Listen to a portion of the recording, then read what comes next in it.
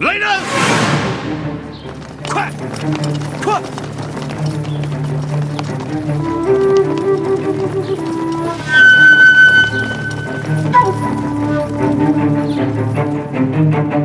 龙大人，你现在可以告诉我，我信吗？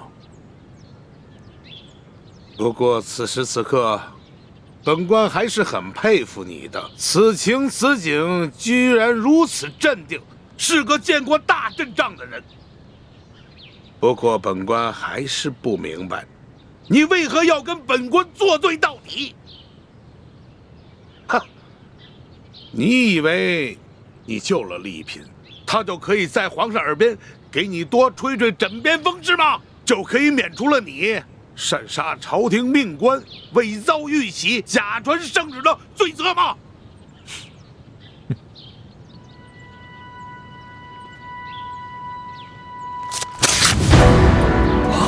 你，李建清，怎么会是你呢？都别乱动！别动啊！走！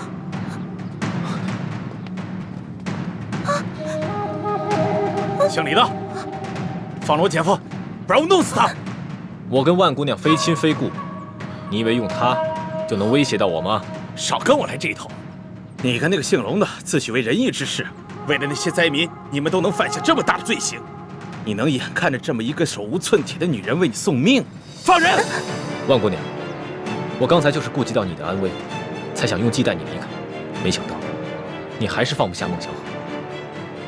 也罢，裘贵，只要你把他放了，我就放了你姐夫。你当我是傻子？先放了我姐夫，然后束手就擒，我就放了他。不然的话，我就弄死他和孟祥和。好，我答应。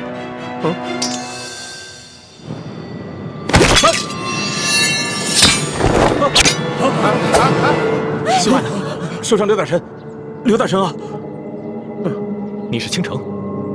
没错，我是雪倾城。裘贵，你看你干的好事儿！我也不知道啊，他怎么就会武功了呢？他少废话！小姐，怎么是你呀？管家，你说谁？她是我家小姐，丽嫔娘娘。可是不对啊，我家小姐不会武功啊。虽说入宫之前，长河老爷骑马射箭，可那都是闹着玩的。怎么突然之间？这2记耳光是替舒家赏你的。你到底是不是我家小姐啊？刘大人，让这些官兵都退下去。姐夫，退下去！退下去啊！对，退下！退下！快退！快，都快点呀！刘大人，放了孟祥和，给我们准备3匹快马。我备马。备马，快！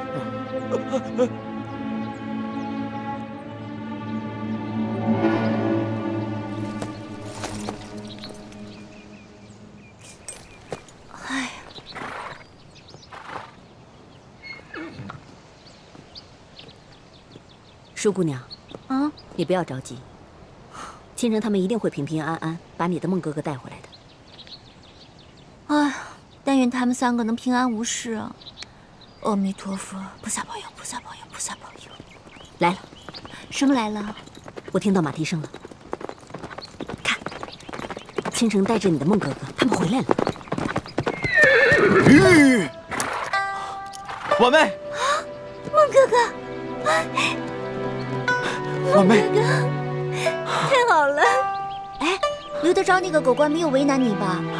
没有，好歹我也护了他10年，救过他无数次，他对我算手下留情了。只是给我灌了些舒筋软骨的药，把我关进地牢。多亏李兄和雪姑娘救了我，还帮我解毒，恢复了武功。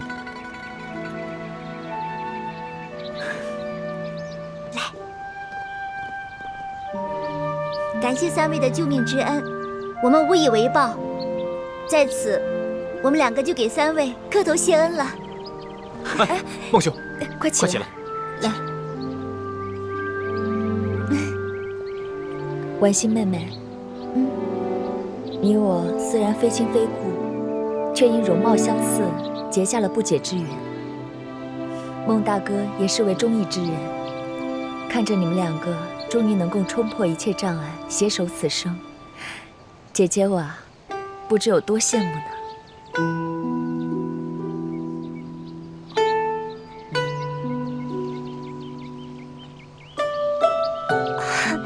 徐姐姐，我有我的孟大哥，你不是也有李护卫吗？我祝愿你们也能冲破一切障碍，白头偕老。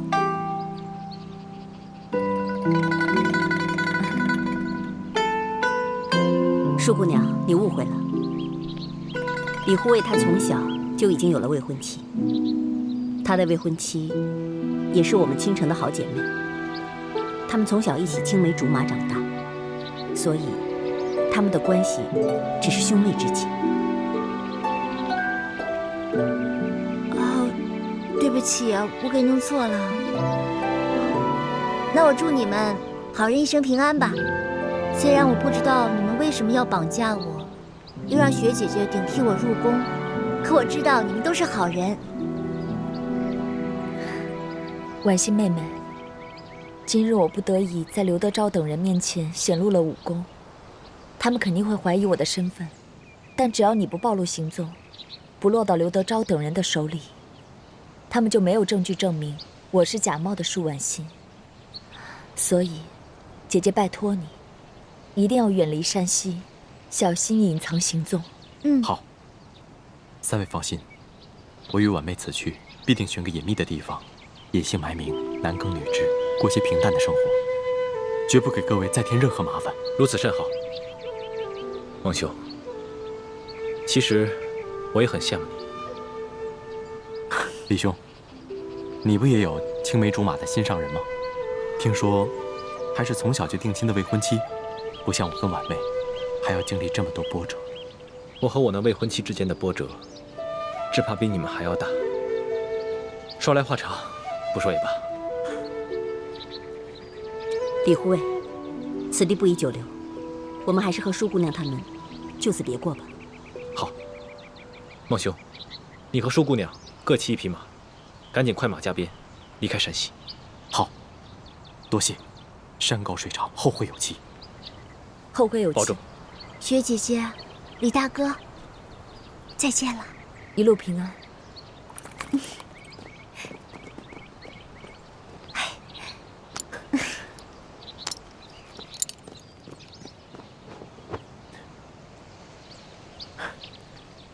保重。正。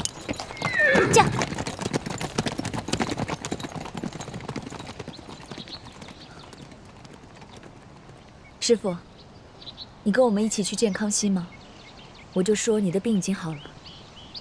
不，我要回明珠谷，协助晋王查出谷中奸细。倾城，以前我陪你进宫，是担心你的安危。如今现在宫里面有太子还有奕欢来照应你，我就放心多了。你就告诉康熙，虽然我的病大好，但是我要留下来给老爷守灵。那师傅，您一定要多保重。多保重。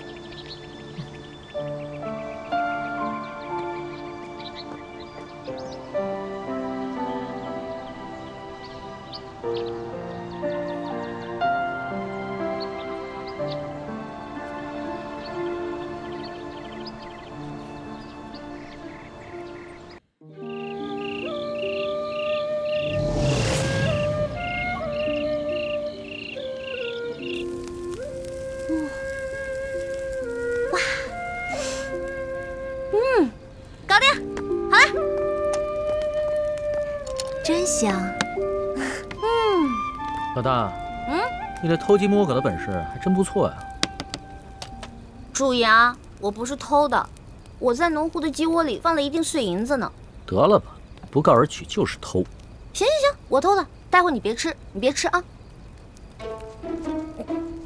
丽萍娘娘来，好香啊！来吃吧。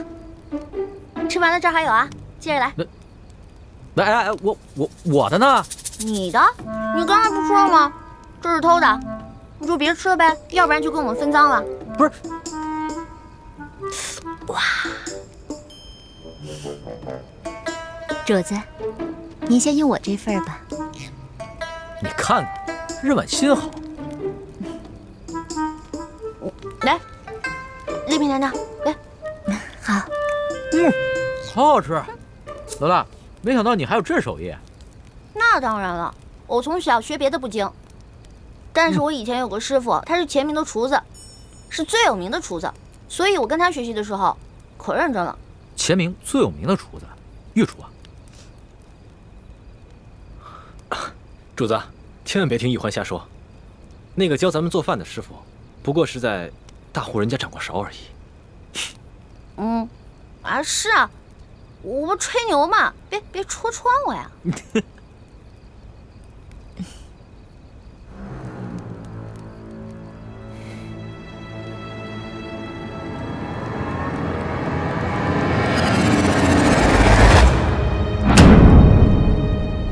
不好，有大批人马追过来了。你怎么听到的？等你耳朵听到时，那就晚了。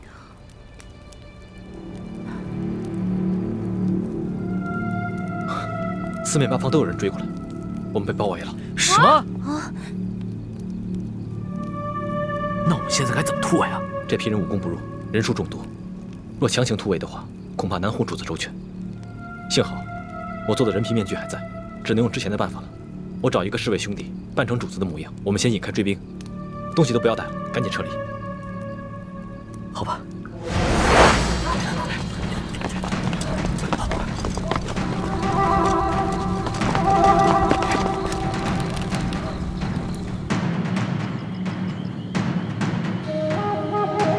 陆小弟，他们为什么都黑衣蒙面啊？他们不是刘德昭手下的官兵吗？刘德昭应该是想嫁祸给牛角寨上的山匪，所以都不让手下暴露身份。封剑！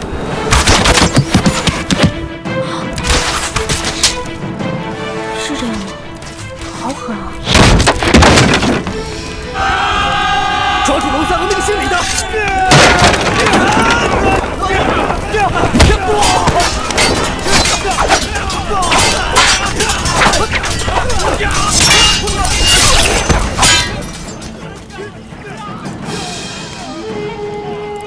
幸好你哥哥的武功高强，连我从宫里精心挑选的侍卫到那些蒙面人，都没有一个是他的对手。那当然了，我从小偷懒，我哥哥可不，他勤快着呢。我哥哥啊，什么都会，本事大着呢。最重要的是，他还有勇有谋，临危不惧。幸好，他不是我的敌人。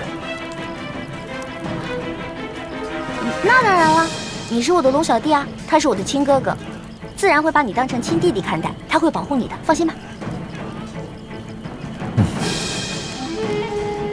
遇上你们兄妹俩，真是我的幸运。上天一定是派你们来辅佐我的。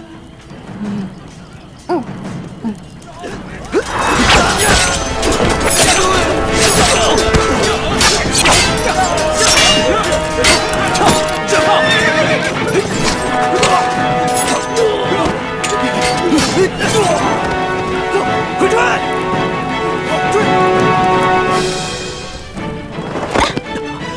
没事吧，陆小弟？没事了啊。看来这出了紫禁城，还真得让你这个老大保护我。哦，对了，我们赶紧去另一棵树上，把丽嫔弄下来。哦，对，走。走。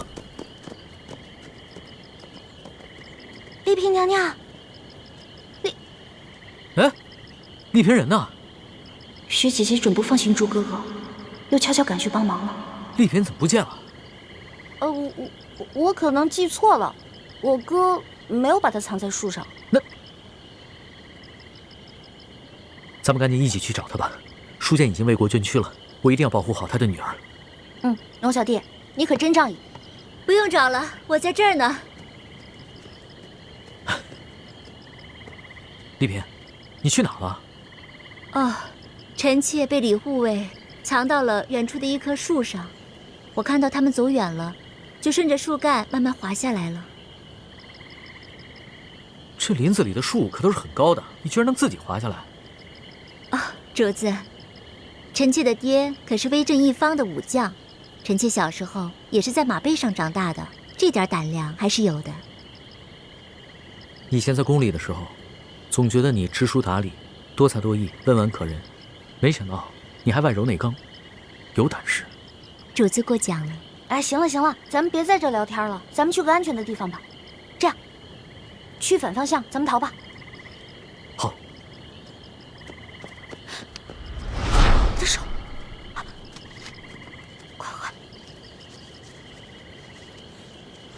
不是我的，是刚才有人要伏击大师兄，我把那个人解决了。快走走。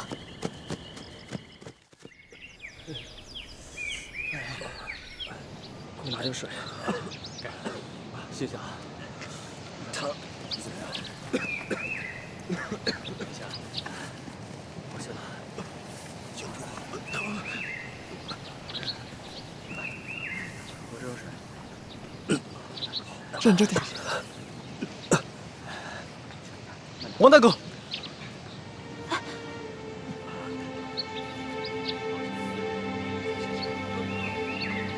所以，王大哥乔装成主子的样子，被那帮杀手撕咬着不放，中了好多刀。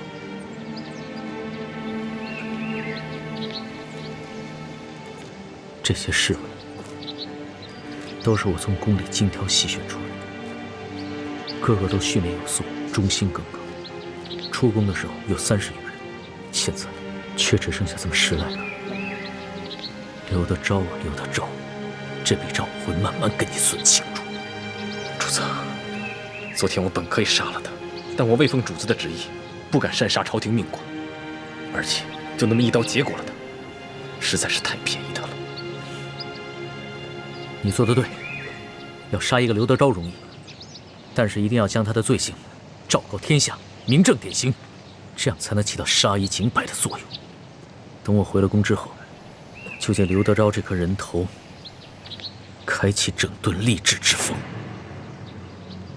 哎，祝哥哥，你知道吗？你说这个刘德昭明明可以光明正大的派人来抓我们，为什么让他的手下偷偷摸摸的呀？这些黑衣人不是刘德昭的手下，不是刘德昭的。主子，你看这些伤，这伤怎么了？这伤都是左身右切，下身上切，说明这些杀手的刀法习惯反劈和上溜，这和之前舒总兵身上的刀伤是一样的。这是江湖中地躺门的独家刀法，刘德昭手下的正规官兵不可能会使。那按你的意思说，追杀我们的人和刺杀舒剑的人都是同一伙人，都是吴三桂之士？10有8九是如此。难道吴三桂已经识破了我的身份？这倒未必，也许吴三桂只把你当作钦差大臣，怕你调查舒剑之死时有所发现，才想要在山西地面上杀人灭口，嫁祸给刘德昭。看来你说的对啊，这趟回京的路上注定不会太平。主子，有一队官兵追过来了。有多少人？30、40人。主子，我们赶紧走。昨夜我们刚经历一场血战，不宜跟他们硬碰。走。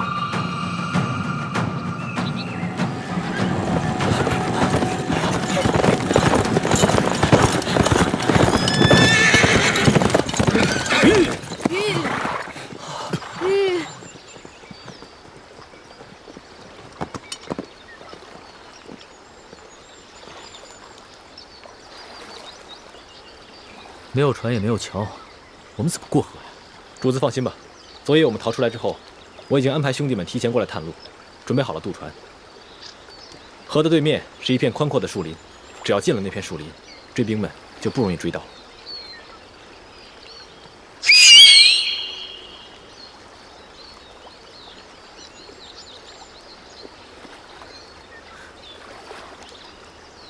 你应变能力之强，安排之周密，确实令我大开眼界。要是论江湖经验，我确实不如你。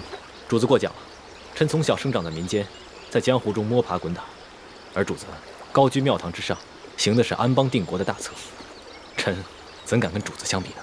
你也不必谦虚了，尺有所长，寸有所短，在这方面，我确实应该向你好好学习。主子，我们尽快骑马上船吧。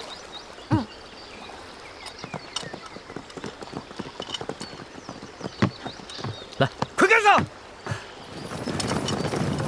这边，追兵马上来了，你们先走，我带侍卫兄弟们去引开追兵。哦，主子，我跟李太医一起骑马引开追兵吧。那不行，婉心，我不能丢下你不管啊。可是，我担心这船承受不了这么多人的重量，况且臣妾又不会水，出了意外，大家更危险啊。可是，主子别犹豫了，你的安危最要紧。玉欢，主子交给你了。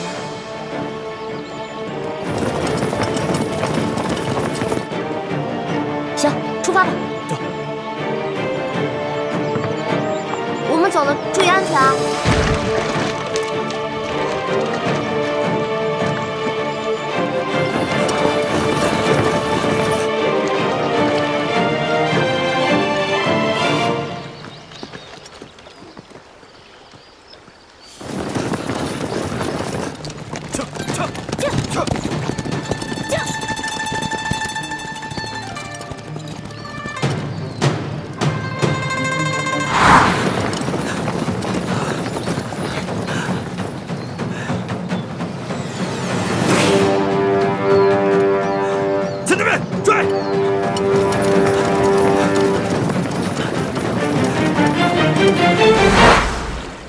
奇怪，这刘德昭和吴三桂的人，为什么对我们的行踪了如指掌，如影随形？难道是我们之中有内奸？不可能啊！这些侍卫都是你亲自挑选的八旗子弟，我跟我哥哥也不可能是内奸，没有人了。希望如此吧，可能是他们派的安哨太多了，一直在追踪我们。